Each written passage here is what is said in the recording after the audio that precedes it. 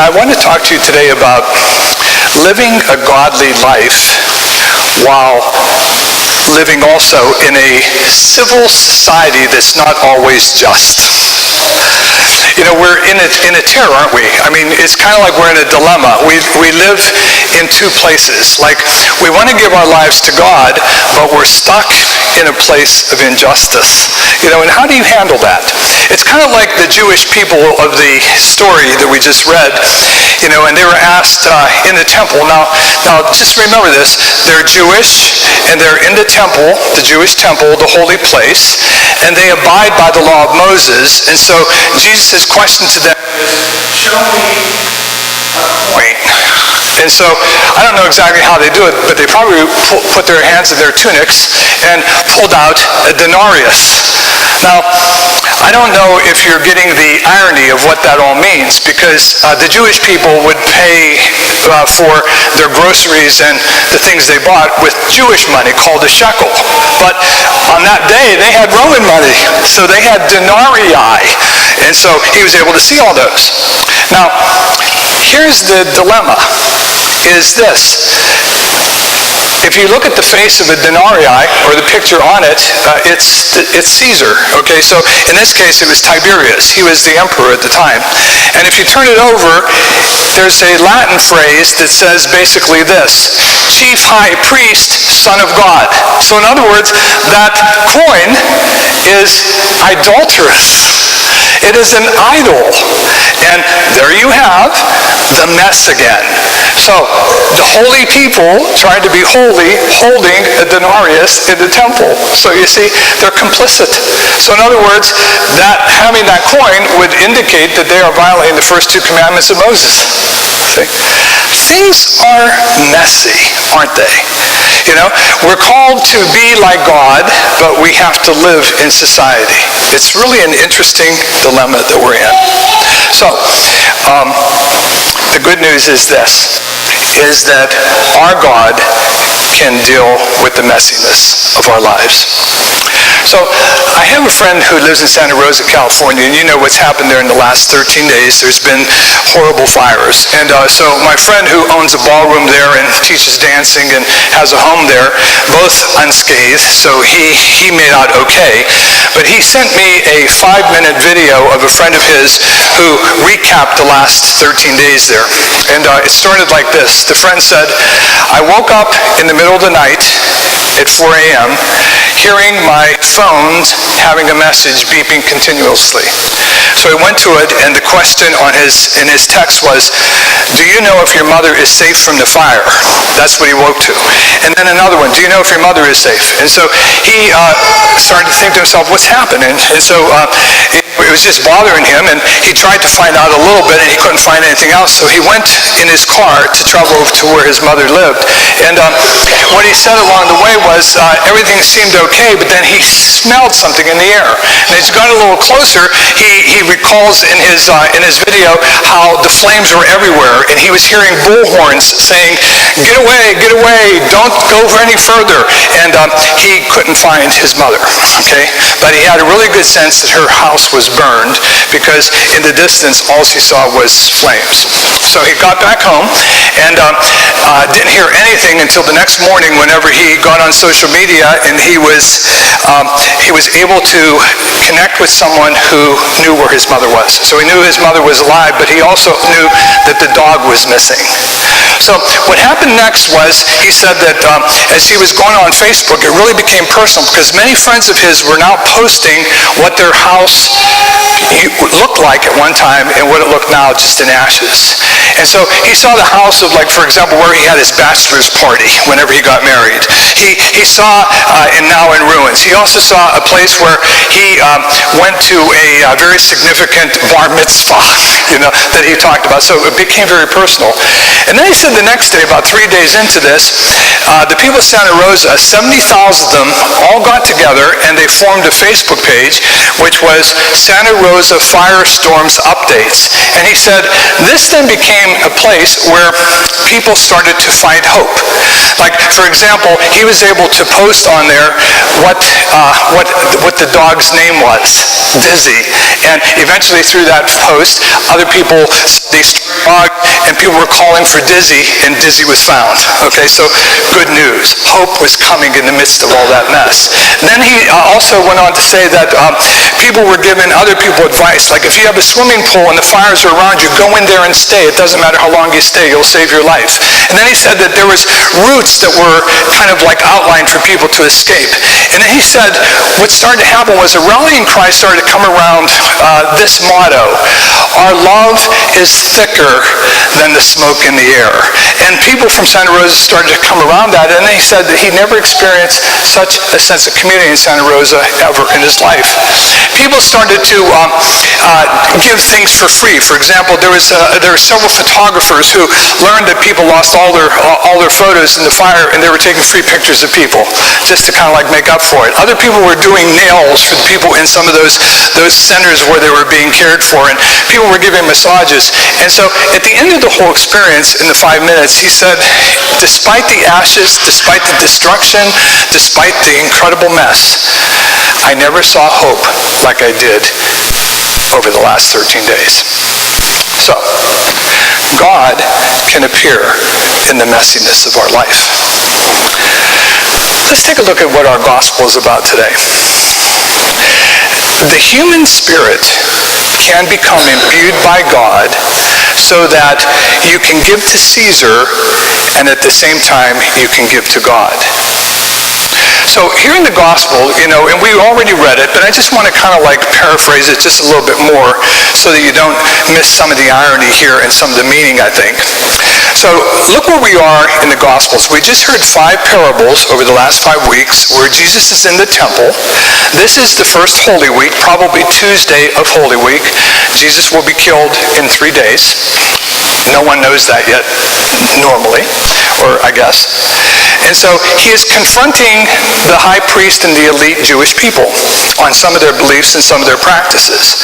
A lot of the Jewish people are paying attention to him. Now, who's he talking to today? He's not talking to the chief priests, but he's talking to the Pharisees' disciples, and he's also talking to the Herodians. Now, there's only 3 mentions in the Bible about the Herodians. They somehow are connected with Herod, but they're Jewish people who, we know this, Pharisees and Herodians don't get along well. It's kind of like having Mitch McConnell and Chuck Schumer in the same room. Okay? It's kind of like, you ever hear that saying, the enemy of our enemies are sometimes our friends? And so this is what it was. So you have these 2 forces that are now united together because of Jesus and what he's teaching. See, they want to save their skins because they have some responsibility from the Roman government to keep things in order. So that's what's going on. So what they decide to do then is no longer talk parables to Jesus. They're going to have conflict with Jesus. So they raise a question, well planned, and we call it the gospel of trap. This is a trap question. So it's about taxes. Now the tax in question here is the imperial tax, and what that tax is, it's the tax that the Jewish people paid to the Romans so that the Romans could continue to oppress them. It's an interesting one, okay? The best comparison I could come up with was whenever I was a little boy, and I used to play with a neighbor kid, and so here's what I know happened to him. Whenever his parents wanted to discipline this little kid, they made him go out to the woods and get the switch that they were going to hit him with. And I remember whenever that occurred, I thought to myself, oh my God, that's terrible. That's what was happening with the Jewish people with this tax. See, they were actually paying for the switch that they were going to be beat with by the Romans, symbolically. So, you see, a lot of the Jewish people weren't real fond of this tax, as you can imagine. So, the trick question then to Jesus is this. The trap that they're laying is, so Jesus, what is your opinion? Is it lawful for the Jewish people to pay this tax or not? Now, Jesus being a very shrewd person and the Son of God and inspired by God, I guess could foretell the trick. Because on the one hand, if he says, yes, they should pay the tax, then all the Jewish people that loved him would now run away from him, right? Now, on the other hand, if they say, no, don't pay the tax, then he's treasonous. So it's one of those, you're damned if you do, you're damned if you don't. So what does the Lord end up doing? Pull out the coin whose face is on it. Now, look at what these people have to do. They have to show their hypocrisy. They have to show that their hands are dirty because they're in the Jewish temple with an idolatrous piece of coin that they're showing as violation of both of the commandments, and then give to the emperor the things that are the emperor's, give to God the things that are God's. A brilliant answer to the question. But here's what I think it means to us. We live in messy places, and yet God still has to be given to. Now, if you look at Genesis 1:16, it says that humans are made in the image and likeness of God. So, on the coin is the image of the emperor. That's what you give to the emperor. On us is the image of God. That's what you give to God. So, what do we do in messy situations? So, I think the first thing we do is we have to realize that we're complicit in the mess. Like, think about some of those things we're complicit in, not necessarily by our intention, but by our reality. Here are some of the things. We at St. Brendan's have a ministry to immigrants. We go to ICE hearings to support our immigrant friends. We have English conversations here to help people to be able to speak English so that they can defend themselves. So we love immigrants, and we try to help them. But you know what? We give a tax that actually works against them. We're complicit. It's complicated. My dad was a coal miner, okay? So that's how he supported us. He worked in the mines. He breathed in that dust that eventually killed him. But what else do you do? Probably you who are parents, you're faced with this question because your kids want these particular tennis shoes or these denims so that they can feel more connected with their friends, and you put out the money for it, knowing that the people who produced those worked in sweatshops. We're complicit, see? Can't get around it.